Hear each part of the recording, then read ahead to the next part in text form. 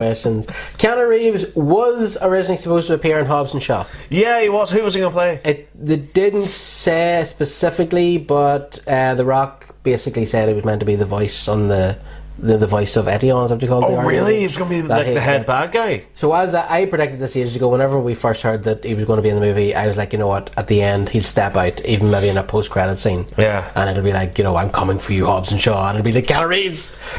Oh my god, John Wick versus Hobbs and Shaw. I am so in for this. Do you know what I've realised the Fast and Furious movies are slowly turning into? What the Expendables should have been.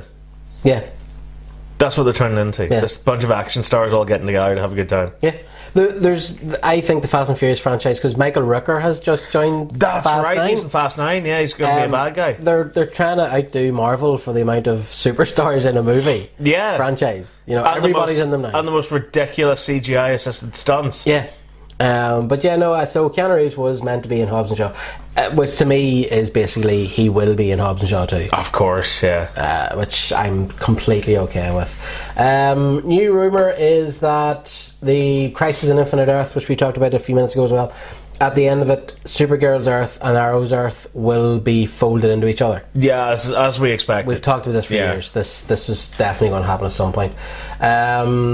Lucasfilm are finally doing another movie that isn't Star Wars or Indiana Jones. Oh, good lord, is it going to be another Red Tails? Oh god, remember that? No, they're doing a movie called Children of Blood and Bone, which is a young adult novel by Tommy Adeyemi. It's set in a world where an evil king orders the culling of Magi. We follow the story of a young orphan Magi called Zele, who then sets out to bring magic back into the world and strike against an evil king. So it's Willow. Sorry, what? Yeah, it's Willow. Right, what else? Yes, Doctor Doom movie might be coming to the MCU. Yeah, interesting way to introduce the Fantastic Four. I think that would be a good way to introduce the Fantastic Four, actually. Dora and the Lost City of Gold, we posted a review on the site. I saw it. Actually kind of liked it. Fair enough. Took the kids. I read a lot of Dora and watched a lot of Dora with my two whenever they were small. So I was kind of overly familiar with Dora the Explorer. And even if you didn't have kids. And even if I didn't have kids. No, but I did. Did they see also? Did they see also? Yeah. Can you say this movie's crap? No, it's actually quite good. I did kind of enjoy it. Swiper. My name is Jay. Yeah. No, it's not bad. It's a lot better than it should be. It's very self-aware. It's quite funny, and it plays this idea of taking a preposterous character and putting her in a kind of semi. In like a real world sort of thing. It's not real by the end. It just goes to hell by the end. But it is class. Kevin Smith is doing a Masters of the Universe anime series, which is a sequel to the original He-Man. Yeah. Please. Apparently it's like an anime? It's anime, apparently, yeah. I don't know if they're just saying anime because it's animated. Well, I mean, like, the people that are working on it, man, I forget the name of the production company, but they're the ones responsible for the Castlevania series on Netflix. Yeah. And it's very anime heavy. It is, yeah. So I'm not sure if they're going to try and... Because, I mean, like, wouldn't it be fantastic to see the original animation style? The original, who was it? Filmation? Yes. That did He-Man back in the 80s. Would it be great to see a continuation of that? But I don't mean updated for the modern day. I mean that. Yeah. And, like, the whole thing, like, the bit where he goes, like, I have the power... And the voice actor shouted it that loud, it blacks out the mic. I want that. Yeah. Yeah, I am tentatively very excited for this. Yeah, because I mean, I know Kevin Smith gets a lot of stuff thrown his way, but I think he's a great writer when he wants to be. Yeah, he's a fantastic writer. He can write dialogue for days. Yeah. He's big into the mythology. He's a big fan of it. The people that they've got working on it, like Mark Bernardin especially, who he does Fat Man Beyond with. Mm-hmm. He's a world class comic book writer at this point. So he's assembled a hell of a team. He's the showrunner as Kevin Smith. Yeah. So I'm looking forward to this. I didn't actually realise Bernardin's working on it. Is Bernardin's working on it? Right. Yeah. I really like him. He's really good. Yeah, he's really good. So yeah, I'm looking forward to this. Yeah, I think this. I'm very excited for this.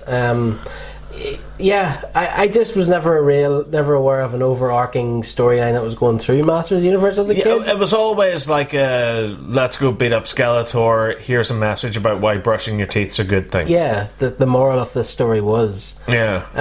But no, definitely. Sticking with He-Man, DC are bringing out a He-Man and the Masters of the Multiverse comic this November. Yeah, the artwork looks incredible. Really like the good. crack and like you see all the different iterations. He-Man. That's really class. Like multiverses seem to be the in thing right now. Thank you, DC. Yeah. A new trailer behind the scenes dropped for DC Universe's Harley Quinn. Yes. This looks so good. It's fantastic. I can't believe that's that little girl that we've seen grow up now. She was John Ritter's daughter, and then she was like dating a nerd. John Ritter's daughter? In what? In 8 Simple Rules. I never watched it. That was great. Kelly Cuoco. Keely Cuoco, yeah. Keely Cuoco. Yeah, she was Bridget, I think, in 8 Simple Rules. Right, okay. I have to say I never watched this show. I never watched. I'd give it a go. Like, John Ritter actually, like, in real life, dies halfway through production of the show. Okay. So they replace him with a granddad character, whose name I forget, and is it David Spader? Okay. Or James, or David Spader, the comedian guy, the blonde hair guy. Yeah. His engagement. He's terrible. Yeah, him. But kind of funny. He comes in as like the annoying cousin character. It's such a weird show, man. It's so bizarre because it starts off as a regular sitcom, and everyone else great. The wife is Katie. Oh God, what do you call her? I forget her name, but she plays Leela in Futurama. Oh, right, okay. Katie Sagal. Katie Sagal. Yeah. She's the wife. She was Peg and Al Bundy. What do you call that show? Son of a bitch. I can't remember. Married with Children. Married with Children, that's yes. right. She's so hot. She is. Oh my God, she's so hot. She's great. Leela was hot. Yeah. Anyway, I digress. The moral of the story is... Yes. It's a great little sitcom. It's plays it kind of by the numbers of points. But what's so bizarre is that John Ritter dies, and they're like, "Shit, we have this entire TV show. What do we do? Like, do we keep it going? Do we cancel it?" They keep it going, and they acknowledge his death in the show. Right. So the dad passes away, and it goes from being this tra-la-la-la-la sitcom problems, whatever, to this really bizarre, morbid show for a couple of episodes, and then immediately goes back to comedy. Right. It's so weird. Watch it just for the experience of that. Okay. Because the whole idea of the show is it's called 8 Simple Rules, and the full title is For Dating My Teenage Daughter. Okay. Which is based on a book or a newspaper article or something about this dad who had 8 rules for dating my daughter, and like, if you don't adhere to these rules, get away from her. And the whole idea was that it was centered around the dad, and basically Keely Cuoco's character would come in and she would have a boyfriend, something like that, and shit went down. But then halfway through, the dad dies, and it goes from being called 8 Simple Rules for Dating My Teenage Daughter to just 8 Simple Rules. Who's enforcing the rules? The dad's dead. Right. Okay. Do you know what I mean? It's so weird. Is it like whenever Taggart died and they kept the Taggart series going? Yeah, it's like that. But Taggart wasn't in it anymore? It's really bizarre. Okay, I'll check it out. But anyway, yeah, that whole Harley Quinn thing, mad. Yeah, class. It actually does look really good. I didn't derail that conversation at all. I'm pretty excited for this. Speaking of Harley Quinn, Birds of Prey and the Fantabulous Emancipation of One Harley Quinn. Very well read. It appears that I never can remember the full title. Is bloody. And the Fantabulous Emancipation of One Harley Quinn. Yeah, there you go. Yeah. Directed by Kathy Yan. It's due to come out next February. Apparently, it's a hot buttered mess. Apparently. We talked about this a couple weeks ago about how the story is really crazy, where Black Mask has like dick pics on a hard drive. Yeah, some weird nonsense. He's in love with Victor Zsasz, and anyway. But so word has broke that he's in love with Victor's ass. John Wick. Brilliant. John Wick director Chad Stahelski. Okay. Has been brought in to film new stuff. Now everybody assumed right away, oh well, obviously they're rewriting it and reshooting and everything else. Apparently not. Word is that he's coming in as a second unit director, and he's really just being brought in to beef up the action scenes, really. Dead on. Because apparently Kathy Yan, that is directing at the minute, her action scenes just aren't up to scratch. But surely... kind of brought him to the fore to... Surely don't the second unit take care of the action sequences? Well, that's what I'm saying. He is second unit. That's what I'm saying. Yeah. He owns a company called 8711, I think it's called. Yeah. And they have been doing like the special effects and stuff on the movie. But now he's stepping up to oversee like the action scenes and stuff. Right. Because apparently whatever they've been filming just hasn't been good enough. Like I know I like my action, my superhero movies to be a wee bit more cerebral, but I also want the action scenes to be kick-ass. Whenever you get like badass characters in fight scenes, I want them to be good. So I'm actually not too bothered about it. I'm still not entirely convinced that these rumours are true about the story.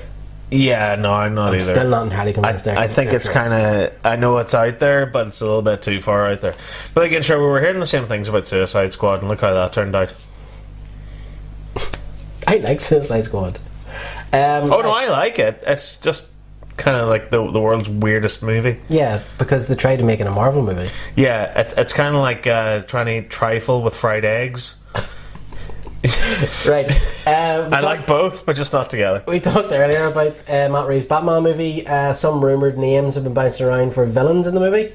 We're hearing that Vanessa Kirby, we talked about this before, is still apparently the main name attached to Catwoman, Selena Kyle. Who's Vanessa Kirby? Is she Hobbs and Shaw? Hobbs and Shaw. Yes, I'll take that. Absolutely blew me away in that movie. I thought she was incredible in that movie. We're also hearing that Paul Walter Hauser, who is up for playing Oswald Cobblepot Penguin, he was in Black Klansman. Have you seen Black Klansman? No. It's incredible. You should see it. It's such a great movie. That's the Adam Driver movie, isn't it? Yeah, Denzel Washington's son. Denzel Washington, yeah. John David Washington, who is up for Harvey Dent Two-Face. Oh my god. Which I think is interesting given the Billy D as Harvey Dent in Batman 89. Yeah. So, yeah. You see, this is another thing with this whole sort of, race swapping character and everything else. Nobody ever had a problem with Billy D. No.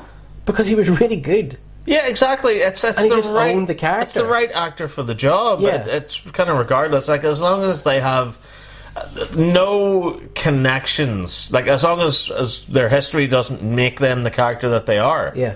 Far away with it. I mean, like, who's Harvey Dent? He's a district attorney that goes mental whenever he gets half his face burned off. I actually remember whenever Batman Forever came out being pissed off because... Yeah, it's like, what the hell's Tommy Lee Jones doing in this role? I actually interviewed Billy D. Williams a few years ago and we talked about this and he was saying that he was really, really annoyed that he didn't get the role, as he should have been. Yeah. And I love Tommy Lee Jones, but I was excited to see Billy D. Williams as Harvey Dent Two-Face. Yeah, I'm not surprised. So that's John David Washington. He's apparently up for... The other name, and this is really weird, and it's not a race thing at all, I just don't see it, is Jamie Foxx as the Riddler.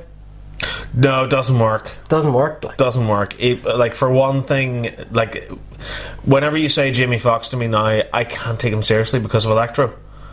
Okay. I just can't. Yeah. Like, and I know for a fact if he was playing the Riddler, naturally his first instinct would be to go down the Jim Carrey route. I would imagine so. Very. And doing big and wacky and not just Jim Carrey as well, but how he was portrayed in the 60s show. Yeah. Which is Frank Gorshin was amazing as the Riddler, though. I know, but he was like that bright, campy sort of like proto Joker sort of thing. Yeah. That he had, like, how do you divide 16 apples between 17 people? Make applesauce. Okay. Like that sort of thing. So yeah. I don't know. I can't see him being the Riddler. He was definitely the loose or the weak link in Amazing Spider-Man 2.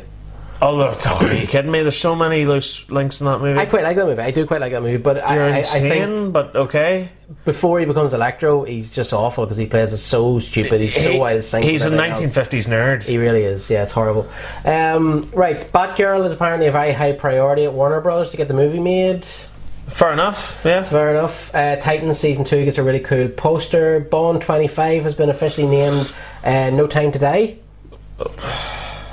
I know, it is quite a James Bondian title, though. Give me Shatterhand. Okay. A new trailer has dropped for the Ghostbusters video game. Yes, it has, with Dan Aykroyd hawking it. Yes. To all good holy hell. Quite excited for that. Yeah, I'm going to buy the same game that I bought 10 years ago again. Yeah, I've got mine pre-ordered as well. Oh, Christ. The announcement trailer dropped for Little Nightmares 2. Little Nightmares? Yeah, the character, the wee yellow girl sort of walks around, she wears like a raincoat. No? What? Little Nightmares. No. What's Little Nightmares? Google it looks great. Okay. Right, so Bond 25. Yeah, this Birds of Prey Apparently, I can't remember her name, that plays Black Canary. Katie Cassidy Rogers has pitched a Birds of Prey TV series to the CW. Okay. I don't see it happening for several reasons. Firstly, we're getting a Birds of Prey movie, so I can't see DC going. Second of all, they've already done Birds of Prey as a TV show. Secondly, it already was TV. Yeah. Now, again, we can't. Everything that he says comes back to this and everything else. Cassidy talked about what she proposed. She says, "I pitched it. I think it should be," and she wrote, "It's time for the women." When, isn't it? No, but hold on.